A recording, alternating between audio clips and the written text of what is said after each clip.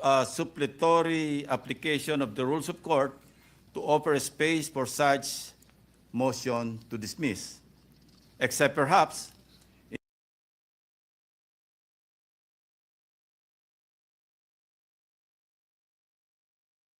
are now assembled in plenary, not as an impeachment court, but as a legislative body, and I cannot relate to a motion in this plenary to an issue that involves a collective decision that falls solely and exclusively under the jurisdiction and authority of an impeachment court. Having said that, Mr. President, my parliamentary inquiry is addressed, of course, to the Senate President. Mr. President, how do we deal with the pending motion? I refer to the motion to dismiss. Shall we even take it up or deal with it? Kasi wala po sa rules natin. Paano wala tayo pong guidelines? Kasi wala po sa rules natin yung motion to dismiss. So anong guidelines ang susundin natin in addressing the motion to dismiss submitted by the Honorable Marcoleta? Assuming arguendo, Mr. President, that the motion is voted upon and adopted by this body, what if, Mr. President, the Supreme Court reverses itself when it rules on the MR filed by the House of Representatives through the Solgen? Shall we also backtrack and reverse ourselves in dismissing the impeachment case? I pose that question, Mr. President. Thank you. Thank you, Senator Lacson. To respond, we were faced with this question, but the very people asking us to wait right now were the very same people who were telling us before to ignore the pendency of a case in the Supreme Court precisely regarding this impeachment complaint. They were egging the Senate, even if we were on recess, to precisely proceed with the trial in spite and despite the pendency of cases in the Supreme Court. And the chair, with an abundance of caution, same with us good senator right now, decided to afford the Supreme Court time during the recess to decide on the matter. And when they did not, the Senate, in accordance with its duty, convened the impeachment court when we resumed session, given that we cannot conduct impeachment proceedings that have not yet begun yet during the recess. To answer the query with respect to motion to dismiss, this was actually done, although not via a motion to dismiss, but a motion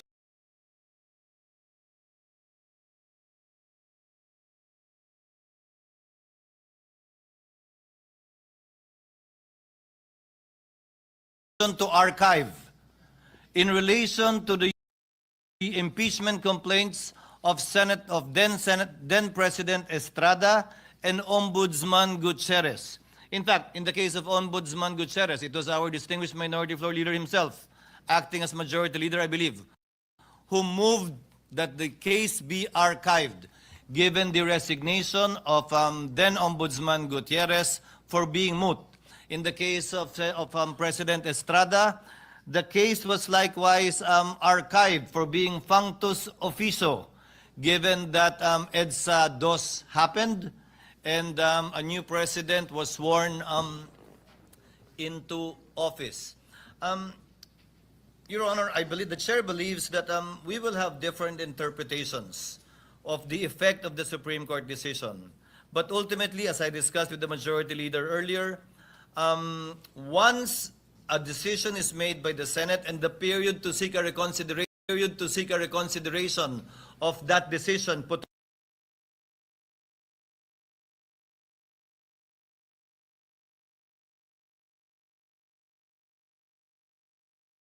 to a vote has expired, the next logical step would be to archive so that it will be made part of our records.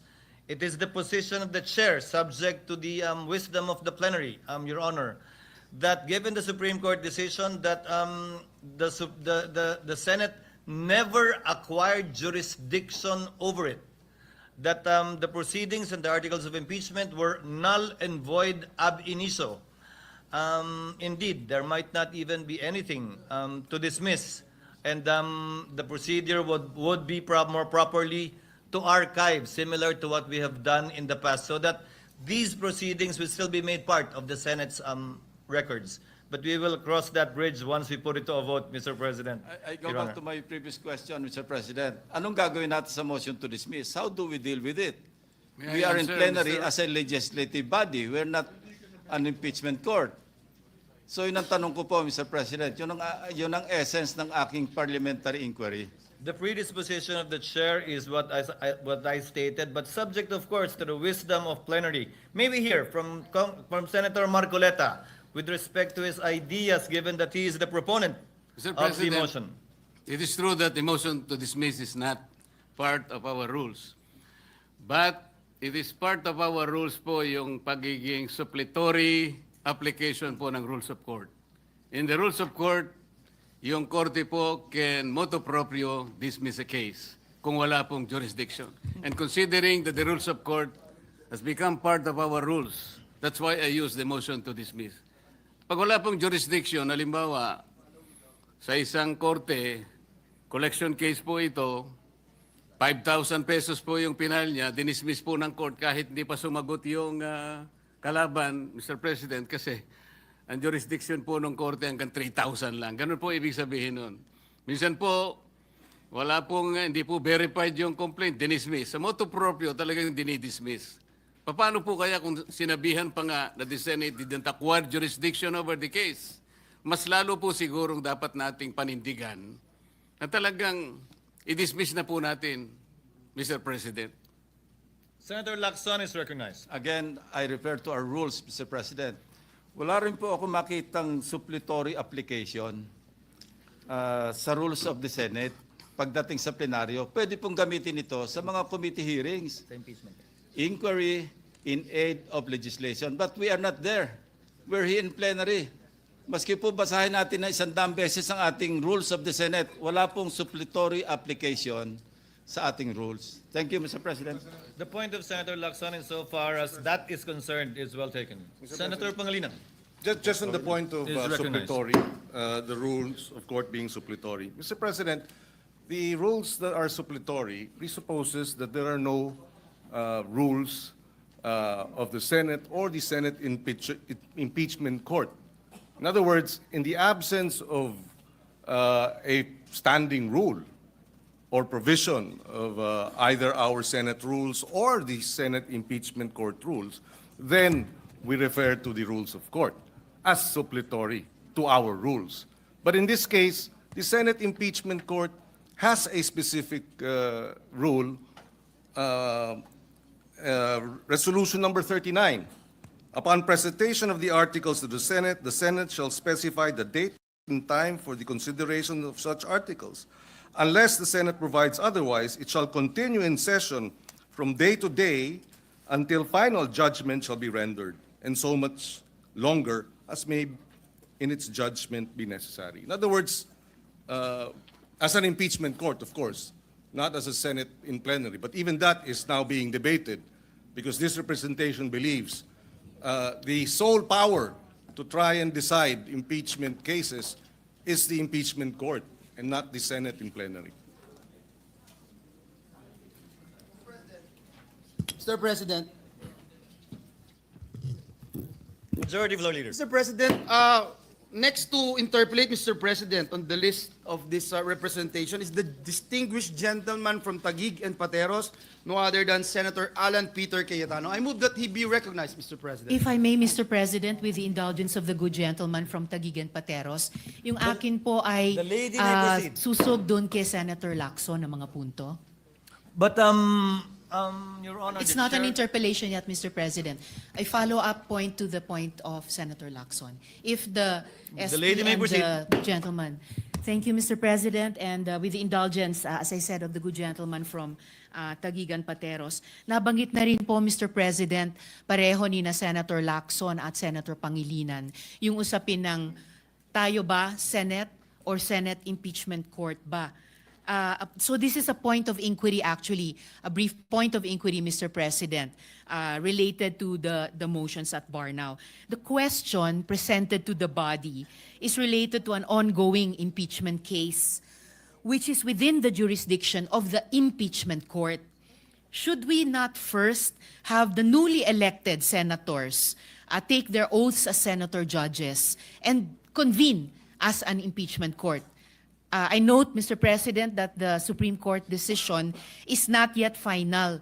As colleagues have mentioned, a motion for reconsideration has been filed by the House of Representatives, and the court itself, the Supreme Court, has given 10 days for the Vice President to comment. So yung point of inquiry ko nga po, Mr. President, hindi po ba dapat pasumpain na muna ng presiding officer with us convened as an impeachment court yung mga bagong halal na senador para makapag-convene po tayo bilang impeachment court at i-treat yung mga motions at bar. Salamat po, Mr. President.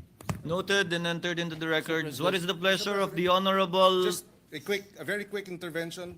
Very quick, Mr. President. With the Pangilinan? permission of Yes, our you may please. proceed, sir. Yes, Mr. President, and we place this on record after reading the ruling, the decision of the Supreme Court. Mr. President, the Supreme Court referred to the Senate impeachment court repeatedly. And therefore, it is the Senate impeachment court that was also impleaded. It is the Senate impeachment court that may, if it opts to, file a motion for reconsideration. And therefore, this motion to dismiss, we believe, should be forwarded to or tackled by the Senate as an impeachment court. Your Honor, just on that point, the parties mentioned in the case is not the Senate impeachment court, but the Senate. And the dispository section of the decision makes mention also of the Senate. If I may quote, consequently, the Senate did not acquire jurisdiction to constitute itself as an impeachment court. That's the decision of the court in Duterte v. HOR. Mr. President, and we will go back to the earlier manifestations The of... mic, please. We will go back to the earlier manifestations of the minority leader. Yes, the Supreme Court ruled that we have no jurisdiction. Yet, the decision is flawed in terms of the facts on procedure, the one-year bar, and on due process. This is at least, of course, our assertion. And therefore, should we not wait for a motion for reconsideration to be resolved before we proceed and vote on the matter that has removed from the impeachment court jurisdiction? Should we not at least assert the power and the prerogative under the Constitution of the Senate impeachment court in terms of the exclusive jurisdiction, number one, and the sole power to try and decide? That is what we will be deciding and voting upon this afternoon, Your Honor. Thank you, Mr. Senator President. Cayetano is Yes, recognized. please, Thank you, Mr. President. The distinguished gentleman, Senator Marcoleta from Tarlac and Senador ng buong bansa. Sir President, initially I wanted to speak pagbotohan na po. But very interesting po yung question na bringing up ni Senator Lacson. But aside from that, Mr. President, masyadong mabigat yung crossroads na hinaharap ng ating bansa. And remember, assuming we do nothing today, I am 101% sure that on February 6, 2026, an impeachment case will be filed against the Vice President. Maybe against other impeachable officers too.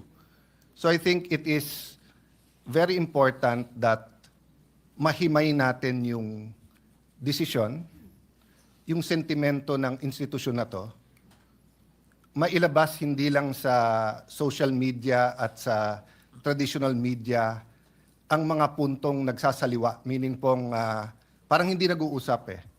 So at least here we disagree, but whether we listen to the minority leader or to Senator Marcoleta, we agree to listen to each other and to examine each other's points. So I just like a few minutes on some very important matters.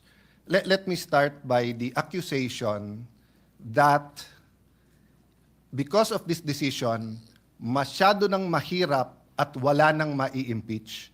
So may I ask Senator Marcoleta if he would give me the honor of asking him a few questions and allowing me to interpolate on 2 or 3 topics. The first one is whether or not naging imposible na mag-impeach under this decision. The gentleman may proceed if Senator Marcoleta will so allow it. Yes, Mr. President. Mr. President, sabi po nung iba, imposible na daw mag-impeach ngayon dahil sa desisyon. I Hindi see the po. decision before you. I approached you last week. You've been studying it. I see your radio program. Mukhang 10 beses mo na nabasa yung desisyon at apparently, Mr. Senator, you also listen to criticism. So kung ano rin yung sinasabi ng iba, pinapakinggan mo rin. In your view, may I take note first, Mr. President, that I am glad that the Senator made a distinction na he is for the rights of everyone. He was adopted by PDP and ran with a particular party, but he is not a member of the Duterte bloc. Am I correct there? Technically speaking, Mr. President, I am not a member of the PDP, but I admit that I was adopted and I ran in unity with some of the parties of the PDP candidates at the The time. point I'm going at is like, I was a cabinet member in the Duterte administration, but I have not talked to the Vice President. I ran as an independent in 2022, so I speak now as a senator and not as a partisan. I assume the same, Your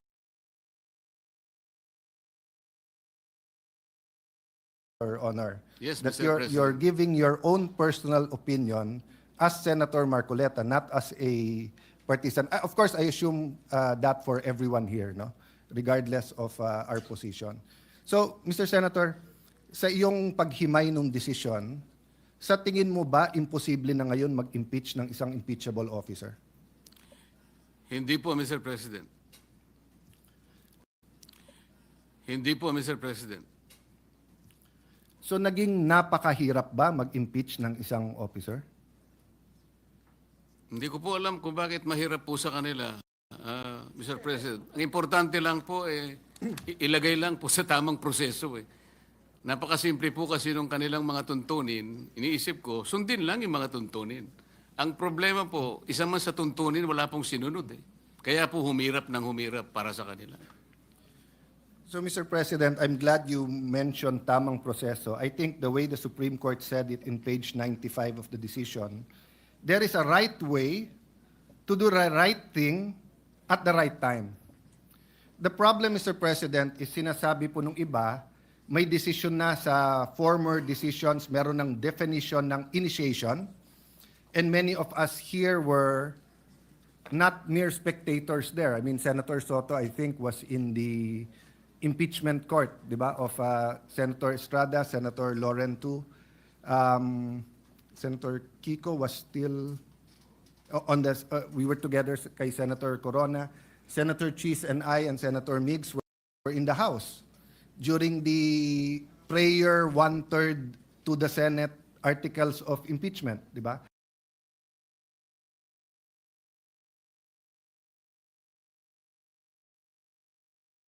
So, hindi po tayo stranger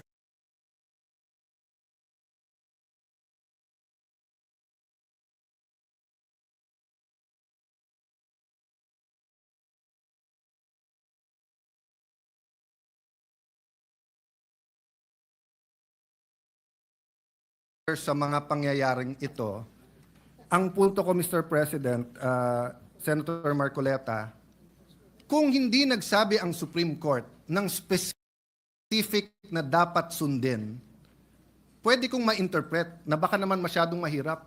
Baka naman kahit anong i-file kung gustong protektahan, hindi na siya ma-impeach. Paano na yung accountability? But is it true, Mr. President, that on page 93 of the decision, the Supreme Court actually narrated what has to be done for a valid impeachment complaint. Yes, Mr. President. Allow me to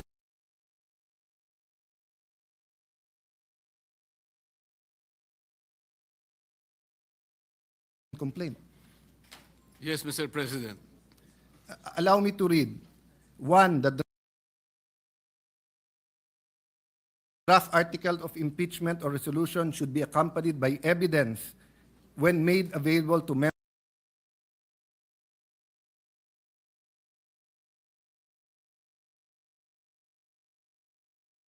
members of the House, especially those who are considering its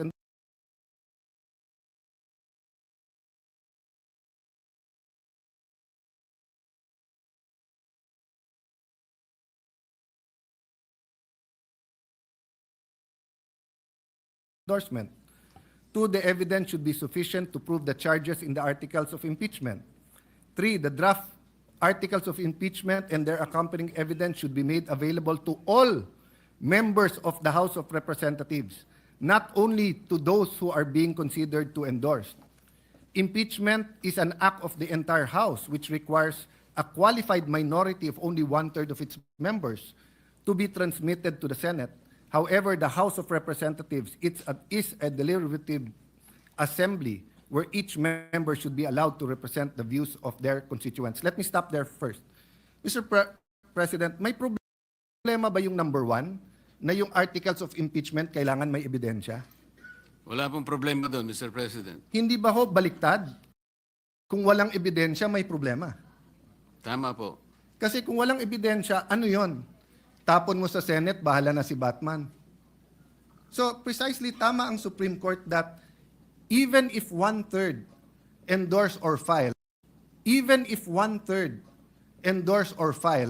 dapat may ebidensya na. Let me go to the second part. The evidence should be sufficient to prove the charges in the article of impeachment. Mr. President, tama po ba na iba po yung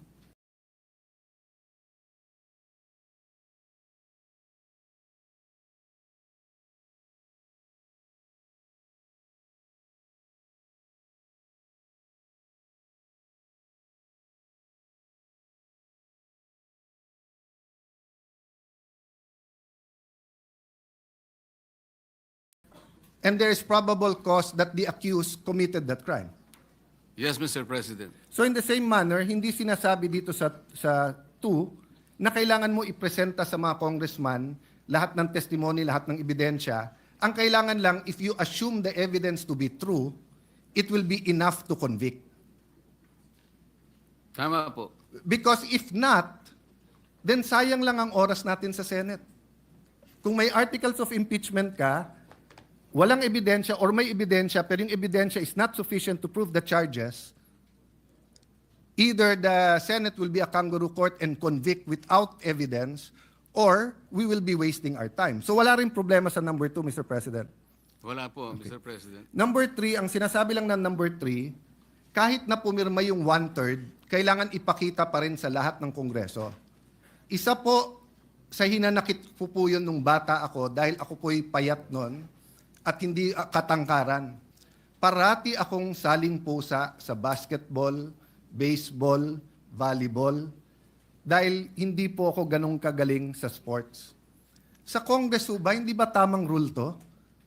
Na kahit wala ka sa majority, kahit wala ka sa qualified minority, kapag ka may impeachment, merely being elected as a representative of the district or of the party list, dapat ipakita man lang sa'yo yung articles of impeachment at saka yung ebidensya. Tama po kayo. Wala man lang po akong nakita sapagkat ako po hindi isinali sa pakakitaan ng... So naiintindihan niyo po kung paano maging saling Hindi ko nga pusa. po alam na meron na po pala. Hindi man lang kami binigyan eh. Kaya nung tinanong ko po yung aking mga kasama, kayo pala binigyan, bigyan nyo nga ako ng kopya para mabasa ko. Wala rin kami. Paano nyo pinirmahan? O hindi naman namin binasa ng pinirmahan na. Basta meron lang binigay ng mga signature pages. Doon lang kami pumirma. So Well, hindi nyo nabasa? Hindi. God and the world has a way of correcting itself because Now I have the privilege of serving the people here, not as a salimpusa, and definitely, Your Honor, as chairman of the Senate Blue Ribbon Committee, is not a salimpusa here in the Senate. In fact, you are an esteemed neophyte with a very powerful committee. So, again, number 3 is just a simple walang salimpusa rule, which is very good. Number 4, respondent have the opportunity to be heard on the draft articles of impeachment. Hindi ko na po babasahin dahil mahaba, pero basically ang sabi ng Supreme Court dito, hindi naman kailangan pumunta doon ang Vice President. Pwedeng through pleadings. Meron po bang masama dito, Mr. President, na kapag may na-impeach, bigyan man lang siya ng kopya at pasagutin muna siya sa House bago siya pasagutin sa Senate? May masama po ba dito? Wala pong masama, Mr. President. Ang totoo nga po, sinasabi nga na dapat i-repair po lahat ng impeachment complaints, kahit na yung pinirmahan ng 1/3 o higit pa, i-repair sa Committee on Justice. Yun po ang paraan siguro para magkaroon man lang ng pagkakataon ng Vice President, kahit na by pleadings lang, makasagot siya. Yeah. Pero hindi nga po ibinigay. Before I go to number 5, just because I like your answer, Mr. President, one thing that guides me, no? So in coming to my decision with this, I follow 2 books. One, the Bible, which is of course a covenant between God and people, tayo, and the Constitution, which is a covenant among the Filipino people and the government, no? Alam mo, both books talk about due process. Ang Panginoon, nung kinain ni Adam at Eve yung prohibited fruit, nagtanong muna siya, ba't kayo nagtatago? Hindi nag-accuse, nagtanong muna, pero alam na ng Diyos. So ang ibig lang sabihin ng due process, sabi ng desisyon ng Supreme Court, magtanong ka muna bago ka humusga. So Mr. President, I was thinking, what if naging masyadong emotional yung eleksyon ng huli? And one-third of members of Congress ay naging anti-administration, at ang kinahaharap natin ngayon ay isang impeachment labang kay President Marcos, at pag siya'y na-impeach, magiging presidente si Vice President Sara. I wonder if all of us in this room and out of this room will still have the same paninindigan. I hope I will. I'm not judging. I am just saying, Mr. President, what helps me is those 2 books, but also to put myself in the opposite side, to put myself in that position. What if, so I'm looking, I see my good friend, former Senate President Subiri, shaking his head. So natanaw ko tuloy si Senator Kiko. What if Vice President Lenny and Senator Kiko won in 2022? And what if ang ini-impeach ngayon ay si Senator Kiko? I hope yung decision ko to support this decision would be the same. Tama Because po, dapat walang pagkakaiba. Wala saan pagkakaiba. So number 5, a reasonable period of time determined on the basis of complexity of charges must be given to all members of Congress. Kasi lumalabas po, yes, tama si Senator Soto, ibang mode yung 1/3. Pero lumalabas po mismo sa pleadings, mismo sa sinabi ng House of Representatives, wala pang 3 oras. Yung Wala po. ibinigay sa mahigit 200 na pumirma, samantalang ang complaint is a few hundred pages. Tama po ba? Mahaba pong pahina lahat ng sinabi sa akin, Mr. President, at hindi po nila nakayang basahin sapagkat wala nga silang kopya. Humihingi po sila ng kopya bago pumirma, ngunit wala pong ibinigay. Yun po yung sinabi sa akin ng mga ilan sa aking mga kasamahan doon. Yung number 6 po, Mr. President, madali kasi kailangan yung impeachable act is an act done while they were in their present office. So wala naman pong problema dyan. Meaning, kung may nagawa si Senator Cruz nung konsyal pa siya, pero ngayon Vice President na siya, hindi naman siya pwedeng impeach base sa ginawa niya nung konsyal siya. Tama po. So madali po yon. Number 7, at the very least to accord the opportunity to be heard under the requirement of due process in the procedure under Article 11, Section 3, Paragraph 4, after the draft articles of impeachment and required proof arrived at. Letter A, the House of Representatives should provide a copy of the draft articles and its accompanying evidence to the respondent and give her an opportunity to respond within a reasonable period. May problema po ba dito? Wala po. Kapag ka ganito kabigat, natatanggalin mo ang isang impeachable officers, tama po ba yung surprise? Hindi po. Parang, oh, ito